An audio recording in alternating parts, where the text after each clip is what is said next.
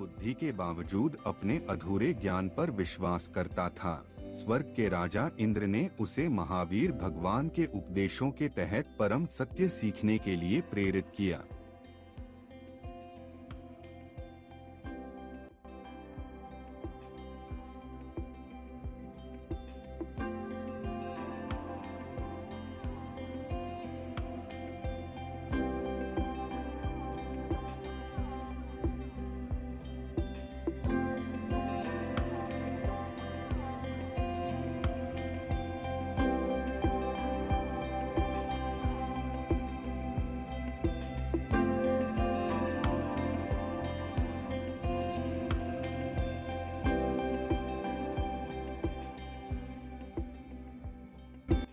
यह सीक्वल भगवान महावीर स्वामी 24वें और अंतिम तीर्थंकर, जिनका जन्म 566 ईसा पूर्व हुआ था, की एक प्रसिद्ध घटना का वर्णन करता है।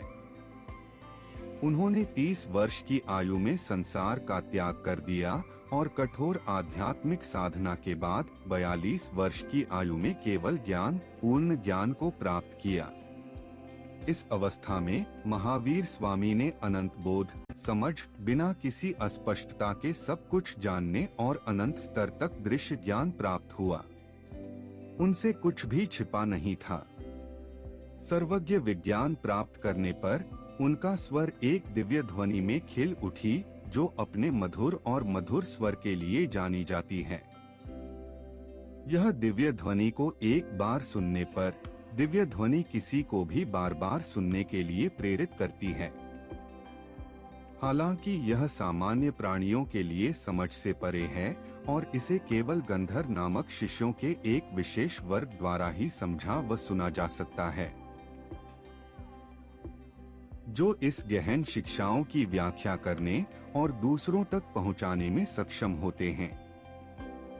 काफी समय बीत गया, दिव्य वाणी नहीं खिली, क्योंकि कोई गंधर्व उपलब्ध नहीं था जो इसे समझ सके और संप्रेषित कर सके।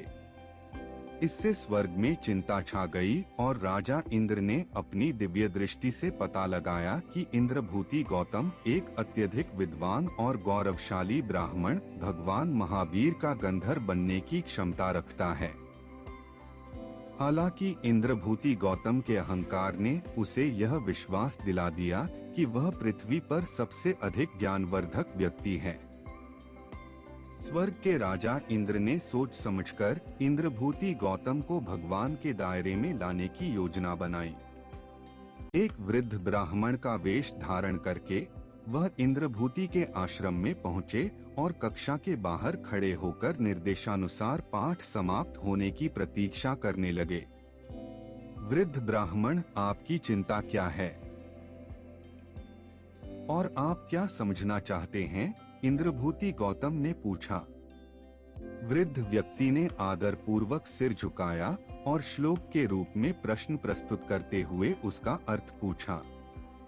सच तो यह था कि इंद्रभूति गौतम ने पहले कभी यह वाक्य नहीं सुना था और वह इसे समझ नहीं पाया। हालांकि अपनी अज्ञानता को स्वीकार करने के लिए तैयार न होते हुए उसने गर्व से उत्तर दिया, क्या तुम इतने सरल वाक्य का अर्थ नहीं जानते? पहले मैं तुम्हारे गुरु को सिखाऊंगा, क्योंकि उन्होंने तुम्हें स्पष्ट रूप से अच्छी तरह से नहीं सिखाया। मैं उनसे तुरंत मिलना चाहता हूँ। वृद्ध ब्राह्मण आगे चला और इंद्रभूति गौतम चुपचाप उसके पीछे चलते गए। जैसे ही वे समोसरण के पास पहुँचे, ब्राह्मण गायब हो गया और इंद्रभूति को अकेले ही आगे बढ़ते गए, बिना किसी हस्तक्षेप के। समोसरण के मानस्तंभ को देखकर, जो सूर्य की तरह चमकने वाला एक उज्ज्वल स्तंभ है, जो किसी के भी घमंड को तोड़ने में सक्षम था, इंद्रभूति का अहंकार पिघल गया।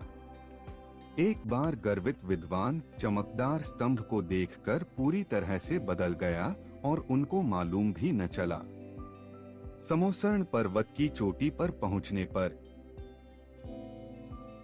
इंद्रभूति आसपास की सुंदरता और भगवान की दिव्य उपस्थिति से अभिभूत हो गए, जो उस वृद्ध व्यक्ति के गुरु थे। वे उनको यहाँ लाए थे।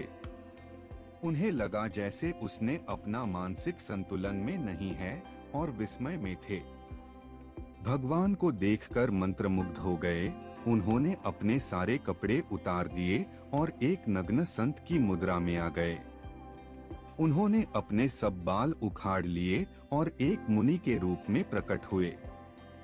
दृश्य का थीम दृश्य दिए गए चित्र में दर्शाया गया है। फिर वह फर्श पर लेट गया और लेटते लेटते भगवान महावीर स्वामी की ओर चले, जो समोसर्ण के शीर्ष पर अशोक वृक्ष के नीचे हवा में अपने सुनहरे स्टूल से 4 इंच ऊपर बैठे थे। भगवान के पास पहुंचने पर कुछ स्थान नीचे उन्होंने श्रद्धा से अपना सिर झुकाया। जैसे ही भगवान को देखा, उसे तुरंत दिव्य ज्ञान प्राप्त हुआ, जिसे अवधि ज्ञान भी कहते हैं। ऐसा लगा जैसे स्वामी की दिव्य ऊर्जा का एक हिस्सा उनके साथ विलीन हो गया हो।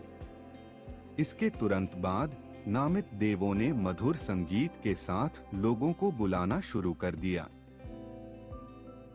जो समोसर्ण में आना शुरू हो गए। समोसर्ण की कार्यात्मक प्रणाली और उद्देश्य सुचारू रूप व उचित प्रकार से गतिमान हो गए।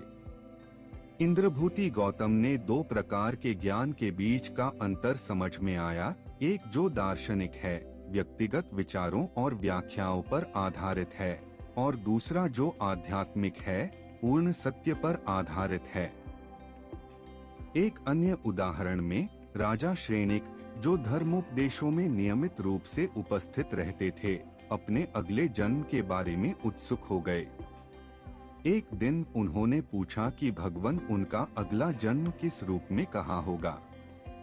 उन्हें जो उत्तर मिला वह चौंकाने वाला था। उनका जन्म पहले नर्क में होगा। इस भविष्यवाणी से परेशान होकर उन्होंने पूछा कि क्या इससे बचने का कोई उपाय नहीं है। जवाब था कि इस परिणाम को बदलना बहुत मुश्किल होगा, परंतु तरीका है, कर नहीं पाओगे। हालांकि राजा ने विनती की, कृपया मुझे बताएं, मैं इसको पूर्ण रूप से पालन करने की पूरी कोशिश करूंगा। ऐसा कहा गया, तुम्हारे राज्य में एक चांडाल, सबसे नीची जाति का व्यक्ति है, जो प्रतिदिन 100 भैंसों को मारता है। यदि वह केवल एक दिन भी हत्या न करे तो तुम इस दंड से बच जाओगे। राजा को यह सुनकर राहत मिली कि उपाय इतना सरल था और उसे विश्वास था कि इसे प्राप्त करना कठिन नहीं होगा। हालांकि राजा के अनुरोध के बावजूद चांडाल हत्याएं रोकने को तैयार नहीं था। तब राजा ने अपने प्रधानमंत्री को निर्देश दिया कि वह चांडाल को 24 घंटे के लिए एक पेड़ से बांध दे ताकि वह वध न कर सके। प्रधानमंत्री ने इन निर्देशों का पालन किया। कुछ दिनों बाद राजा ने फिर पूछा, अब मैं अपने अगले जन्म में कहाँ जाऊंगा? उत्तर अपरिवर्तित रहा, वह अभी भी पहले नर्क में पैदा होगा। भ्रमित होकर राजा ने पूछा, लेकिन क्यों स्वामी जी? मैंने चांडाल को बांध दिया था, उसने कोई भैंस नहीं मारा। बुद्धिमान गंधर ने उत्तर दिया, हालांकि चांडाल ने शारीरिक रूप से भैंसों को नहीं मारा, वह अपने मन में यह कार्य करता रहा। उन्होंने अपने पेट पर भैंसों की तस्वीर बनाई और अपने हाथों के झटके से उसका विनाश किया। इस तरह उन्होंने मारने की अपनी इच्छा को संतुष्ट किया। इसलिए राजा, आप वास्तव में उसकी इच्छा को एक दिन के लिए भी नहीं रोक सके। इसलिए आपका वहां जाना तय है। प्रतिदिन लाखों लोग भगवान के प्रवचनों में शामिल होते थे और उनके सभी सवालों का जवाब देना आसान नहीं था। अपने जानने के हेतु कोई भी भगवान के पीछे लगे दिव्य दर्पण में देखकर अपनी जीवन की 7 अवस्थाओं को जान सकता था, जो इस प्रकार हैं: 3 पिछले जन्म, वर्तमान जीवन, 3 भविष्य के जन्म। गुरु स्वामी जी को देखकर इंद्रभूति गौतम का अभिमान तुरंत गायब हो गया और उन्हें प्रकृति की असली कार्य प्रणाली का एहसास हुआ।